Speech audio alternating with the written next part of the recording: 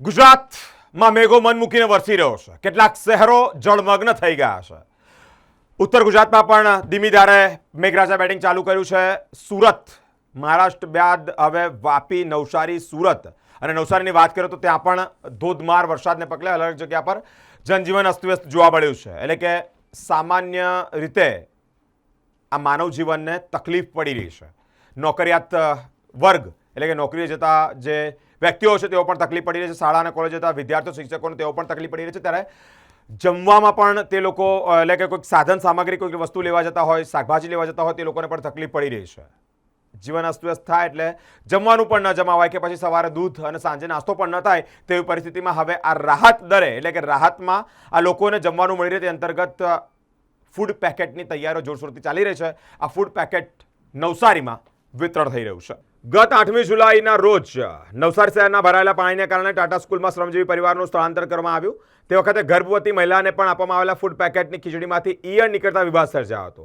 જેને લઈને બુધવારના રોજ બનાવાયેલા ફૂડ પેકેટના રસોડામાં શહેરના મેયર અશોક દોરાજીયા, નવસારી જિલ્લા પ્રમુખ ભૂરાભાઈ શાહ, નવસારીના ધારાસભ્ય રાકેશ દેસાઈ, માજી ધારાસભ્ય પિયુષ દેસાઈ તેમજ નવસારી મહાનગરપાલિકાના કર્મચારીઓ તેમજ કોર્પોરેટર જાતે હાજર રહી અસરગ્રસ્ત પરિવારોને સ્વચ્છ ભોજન મળી રહે તે માટે ફૂડ પેકેટ તૈયાર કરાવ્યા છે. હાલ પૂર્ણા નદી પાણી સપાટી 19 ફૂટે પહોંચી છે. નદીના જળસ્તરમાં વધારો થયો છે. શહેરના નીચાણવાળા વિસ્તારોમાં પાણી ભરાઈ જવાની ગંભીર સ્થિતિ પણ જોવા મળી છે. આ કપરા સમયે નાગરિકોની વારે આવતા નવસારી મહાનગરપાલિકા દ્વારા સત્વરે બચાવ અને રાહતની કામગીરી શરૂ કરવામાં આવી છે. જળબંબાકારથી અસરગ્રસ્ત થયેલા લોકો માટે રામજી મંદિર હોલ ખાતે 5000 ફૂડ પેકેટ્સ બનાવવાની તેમજ વિતરણ કરવાની કામગીરી તત્કાલ ધોરણે હાથ ધરવામાં આવી છે. વહીવટીતંત્ર સંપૂર્ણપણે એલર્ટ છે. નાગરિકોને કોઈપણ પ્રકારની હાલાકી ન પડે તે માટે સતત કાર્યરત પણ છે.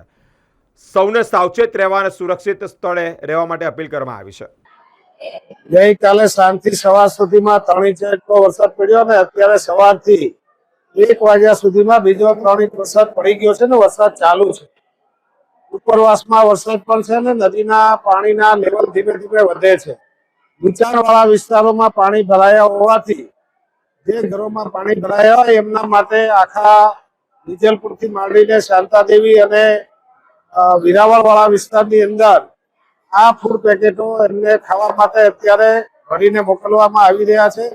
એમને કોઈને રસોઈ કરવામાં તકલીફ પડે એમના માટે આ વ્યવસ્થા કરવામાં આવી છે. પહેલા જે ફૂડ આવ્યું હતું તેની અંદર ફૂડ પેકેટની અંદર ઈયળ નીકળી હતું.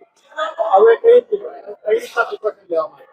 ગયા વખતે ખીચડી આપેલી હતી અને સાંજે પેલા બ્રેડ બજારમાંથી પૂરી બનવા માટે આપણે મજૂરો શોધ્યા, નહીં મળેલા. મારા ધ્યાનમાં એવું આવ્યું નથી. આપના ધ્યાનમાં આવ્યું હોય તો જરૂર હું ધ્યાન દોરીશ.